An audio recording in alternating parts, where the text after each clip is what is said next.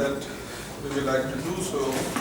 Last time we kind of discussed roughly the sketch of the course, that how we are going to do the things, and I hope you kind of realized that our way to do this advanced version of calculus is going to be more really linear algebraic in its nature. Okay, that's what I would like to do. So let me begin by starting with just recalling quickly some of the elementary things. I hope that we all know what vectors are in 3 dimensions, 2 dimensions, how to add them, how to subtract them, just basically. So when we say R, okay, so we actually mean real line, fictitious picture, and when we say R2, we mean plane, and by R3, okay, you mean a 3-dimensional space, okay, where all of these angles are 90 degrees, okay, 90.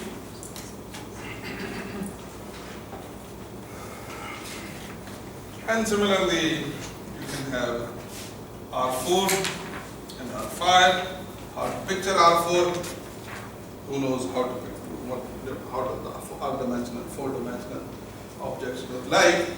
But we can learn it from the analogies, that how does a 4-dimensional object look like? Because a 3-dimensional object is something that has a 2-dimensional shadow actually. So if you take any 3-dimensional object, you see its shadow is going to be something 2-dimensional. So 4-dimensional object is something whose shadow is 3-dimensional. That would be, kind of analogous thing, that okay, R4 is something. We can make picture of cubes and all this. But R4 is something, our objects in R4 are basically those things which have 3-dimensional shadows. Okay, that's a topic for another thing. We'll get into it, but and similarly, you can have Rn. For Rn, we have no idea except for n equal to 1, 2, and 3. But for higher dimensions, you can have, or you can learn from the analogies actually. What are elements in R? Elements in R are scalars. Okay, so you denote them by, say, for example, x, y, z. So there are numbers in it. Elements in R2. Okay. Ordered pairs, okay, or maybe xy ordered pair. Sometimes, for example, the book is using this notation to represent vector as well. You can also represent it vector, but sometimes, basically, I prefer to write vector in column manner actually, okay. But in order to not confuse you more with my notation versus the book's notation, I'm going to use the bookish notation actually, okay, so that you shouldn't have any conflict. So by a vector, you denote, for example, you denote it by, some people like to put an arrow above, or some people like to put a bar below, okay. So x is an element in R2. It's a vector. So vector comprises of 2 components, okay. And you denote 2 components by what you saw, x1 and say x2, okay. For example, in 2 dimension, I'll simply write x would be x and y. But we need to differentiate between x, this x, and this x, okay? So when I have an arrow above, I mean a vector whose components are what you call x and y. And we all know that how to draw such kind of a vector, okay? That if if something has, in order to draw the vector R, you need to spot, for example, the point xy in two-dimensional plane, and then you say that, okay, you have a vector. In other words, you need to have the x copies of vector I and the y copies of. And by what do you mean by vector I? So I can write this as x times of 1 0 plus y times of 0 1, and we know that like this guy we denoted by I, and we denote this guy by j actually. So what does this mean? The vector x is that you take the x copies of the unit vector I, and you take the y copies of the unit vector j, and you add them. Okay? And do you remember the rule to add the vectors? If you are adding two vectors, the resultant vector would be the vector from the tail of the first to the head of the last. Okay? So in other words, you need to take, some, okay, I x vectors and some, say, j vectors, okay, and then from the tail of the first to the head of the last, you're going to get this vector, what you call, you denote by x vector, resultant vector, etc. Okay. So we all know this stuff actually. Similarly, you can have a vector in R3, okay, for a vector in R3, I'm going to say that it has 3 components, what you call x, y, z, and similarly by an analogous argument, you can draw a vector, okay, which is pointing towards the point, what you call x, y, z in 3-dimensional plane. In other words, you can treat this as a position vector. So I'm assuming the calculus 2, so I'm assuming that we are a little bit aware with the fundamentals of vectors. I mean, if you have questions, do ask. Okay. Otherwise, if you think that you have some confusion, you must ask it. Sir आपने कहा कि 4D का जो मतलब shadow होता है वो 3D में है, तो क्या है पॉसिबल है हम भी किसी ऑब्जेक्ट का शेडो है? Maybe who knows? Who knows? Phyllis told you that you have the string theory tells you that this universe is either 11-dimensional or 23-dimensional actually. So we are like the ants.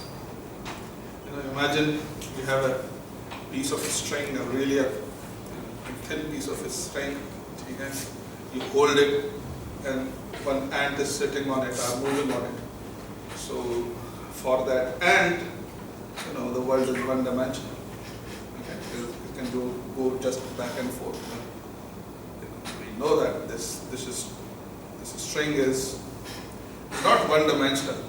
Okay? We can perceive it to be 3-dimensional. Okay? So maybe this is the case. What we can observe is only 3 with time. You have more higher dimensions actually. So it's a very mysterious, what do you call, subject. Okay, we'll get into that. But usually by dimension here we mean that how much fundamental quantities you need in a space to describe an arbitrary thing actually. Okay? So for example, x vector is an arbitrary vector actually. Okay? And I can describe vector x using 2 elementary things, which are i's and j's actually. Okay? Using these 2 vectors you can describe any vector you like. Are you getting the point? So similarly you can have vector x, y, z in 3 dimension. In Rn, if I have to denote a vector x, okay, I'm going to put an arrow, okay, and what I'm going to do, I'm going to say it's a vector consisting of x1, x2, and xn, n components, okay, and so that will be the vector in abstract vector in R, what do you call Rn actually. Okay? What these guys are called, these guys, इनको क्या कहते हैं? What do you call them? Coordinates. So these are the coordinates, Components. components of the vector. ठीक है. What could be practical manifestation of this? If you have that is a chapter. I mean, in the beginning it comes up with a what do you call this physics examples. Okay, but for the physics examples, for example, classical physics, which you do, you only need 3 dimension. Everything is being done in the 3 dimension actually, and you can describe almost all of the physical quantities in 3 dimension. Classical physics. Okay, but it's not always necessary that this R2 and R3 should always denote a physical thing. It could denote anything. Okay? For example, one of the example that it gives in the notes, okay, the book is the example from the economics actually. So it says that imagine X is representing the state of the economy. Okay? While these components, this component is representing, for example, GDP. Okay? And Y is representing the debt actually. Something like that. So you have the GDP, debt, economics पढ़ी है ना? Don't say that you haven't done the economics. You have done the economics. Okay? So you have GDP and debt, and then that's an economical condition. The vector represents the economical condition. Okay? Thus you can have multiple interpretations for doing things. For example, another interpretation that could be interesting that I always try to throw up, it's a rough analogy. Okay, you can disagree with it or criticize it, but here is a beautiful example that these spaces which looks like has nothing to do with the real world, okay, or maybe has to do something with the physics, so nothing else than physics, has lots of impact on many different kind of things. For example, one of the example is it showing the screen correctly, Shweb? No. Yes, it is right.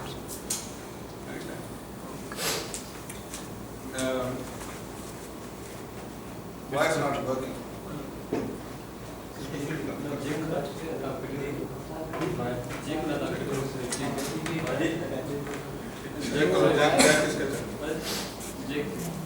निकला तो नहीं.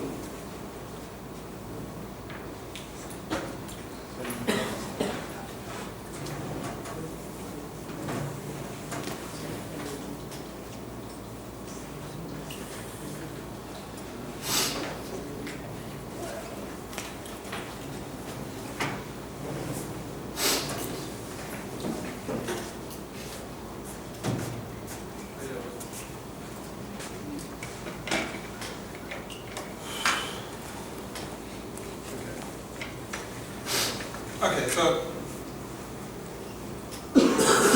here's the thing.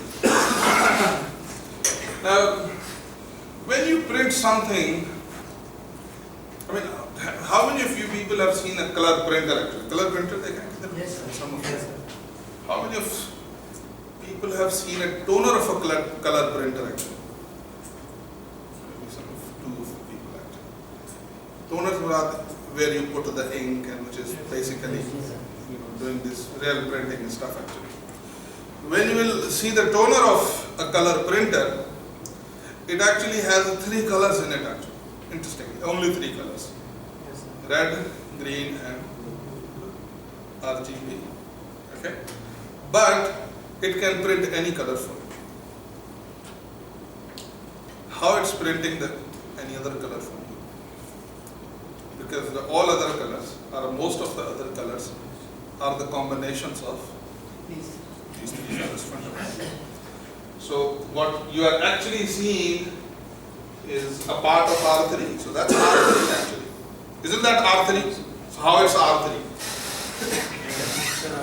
So think about it, analogy. Okay?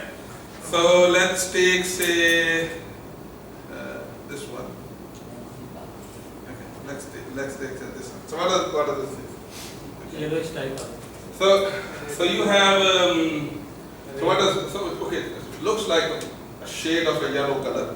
Okay, but what does this table is telling you that if you take this much of the units of the red color, and if you take this much of the units of the green color, and you don't take the blue color, you can, and you put them together, you're gonna get the yellow color actually.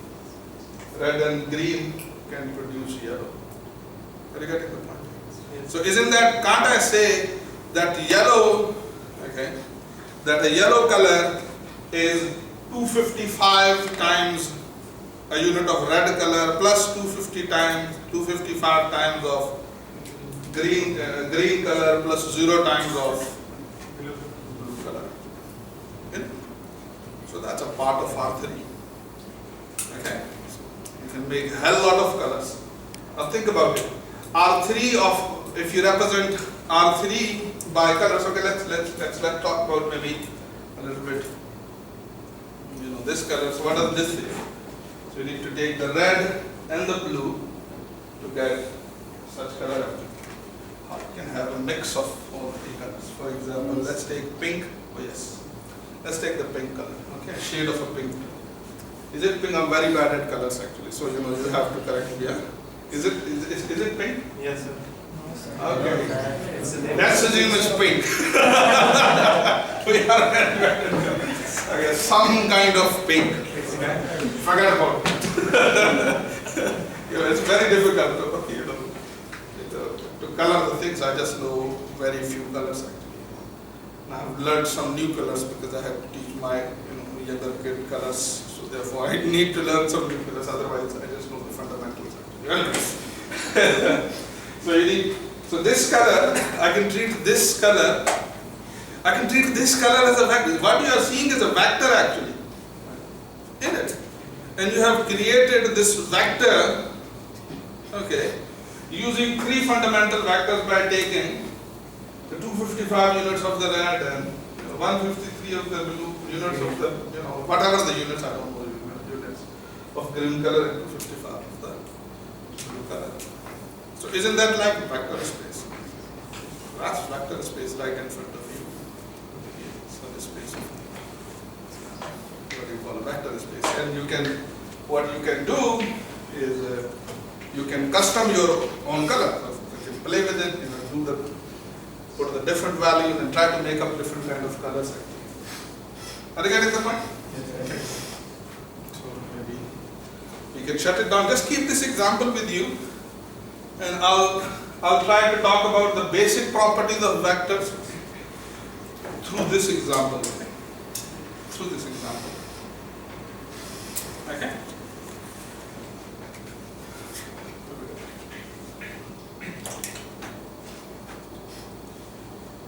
So that's just one example, one manifestation of it, but you can have many other manifestations to it. Okay? So these are abstract objects. What kind of task you want, what kind of thing you want to do with them is simply up to you. Okay? The physicist is going to take this as, okay, this is time and space, and that's some kind of force actually. And each of the points is describing a physical point. Okay? Alright, so now let's talk about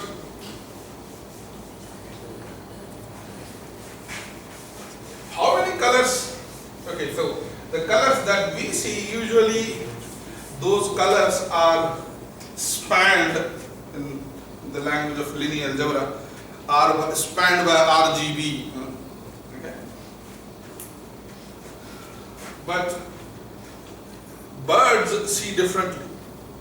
For them the color scheme or the color space is a four-dimensional space. For them the elementary colors are four. The animals have a different way to deal with it. Anyway, so in other words, you can have what do you call RGB, and now each vector is no more a vector but a color actually.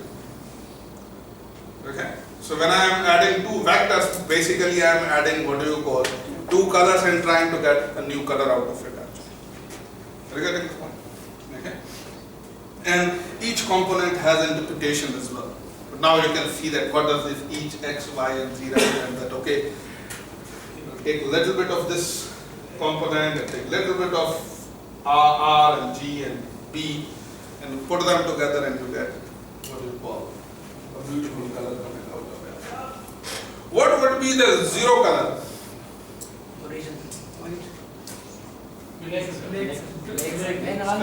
Black actually. So black is the absence of the color. White is combination of all colors.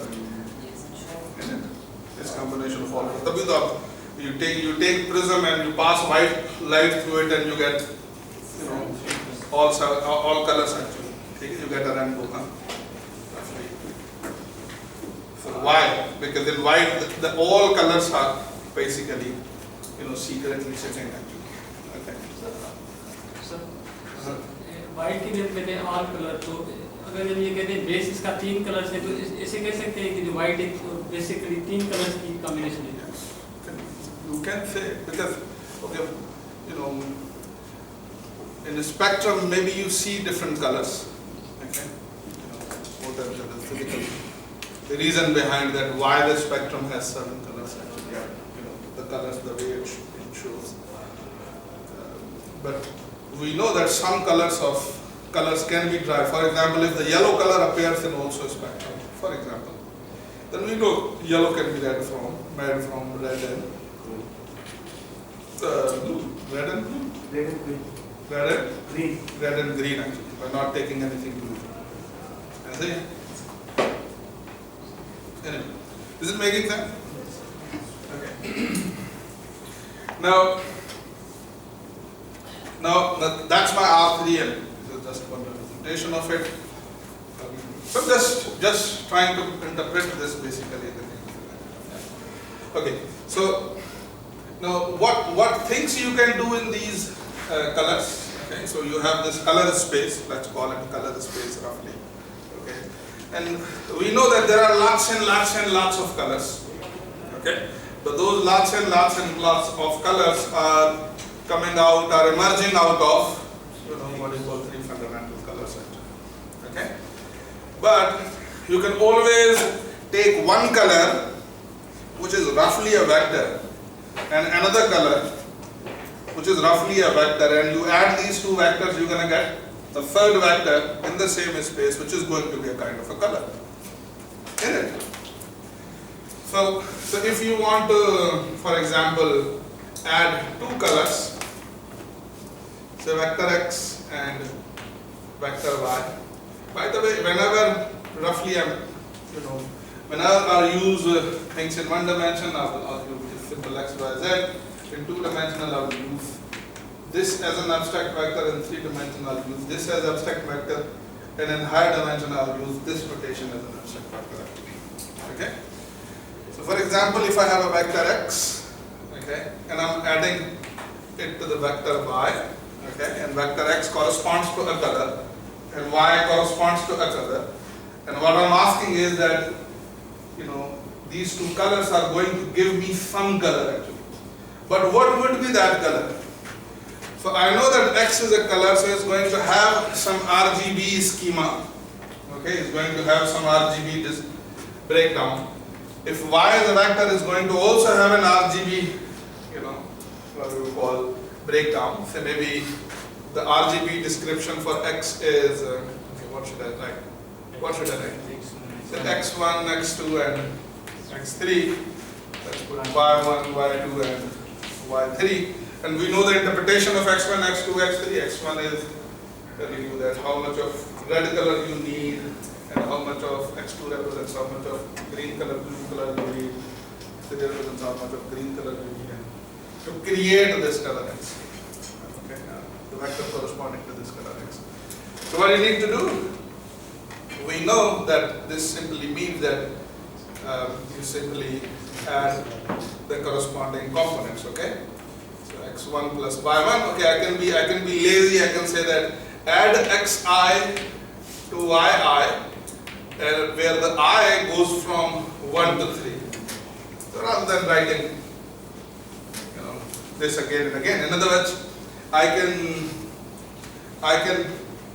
modify this guy a bit, and I can write an abstract notation. We are mathematicians are always lazy. I can say this is xi, where I goes from 1 to n, so that I don't need to write this, entire expression again actually.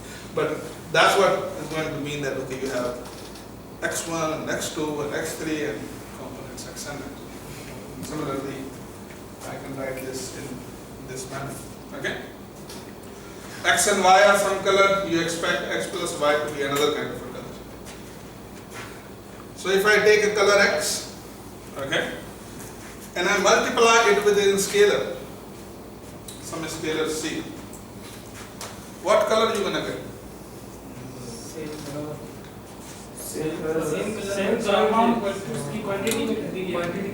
So this color with density. what do you call such kind of a color? Which is same. Okay, I know that red, but there are lots of reds actually. Dark. Dark. It depends on C. It depends on C. Maybe it becomes more brighter than being darker actually, lighter than being darker. It depends on C. Are you multiplying with a positive number or a negative number or a fraction what? Are you getting the point? So if x is a color, Cx is a shade of the color actually, the same shade of the color. So when a red color have different shades. Pink color have different shades actually, some lighter, some darker, so on and so forth. Okay.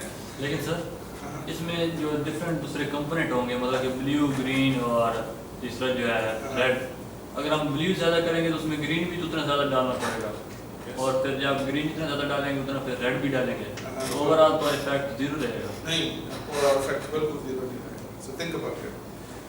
So imagine you don't take anything at all. Take C to be 0. What are you gonna get? Black color. So if you take a little bit of red and little bit of green and little bit of what you call blue color, you're gonna get a color with a very light shade actually. The more stuff you put, it's gonna become more and more what you call darker actually. Take and brighter depending on. So how you can get such kind of a color? So we know that this is going to be that you take x size where I goes from 1 to 3 and multiply c with each component. Okay? That's how you add colors. Is it making sense? So this is just one manifestation. Okay, it's just something that you can interpret vectors as. Vector is a pretty strange, abstract quantity. For example, a vector can be force.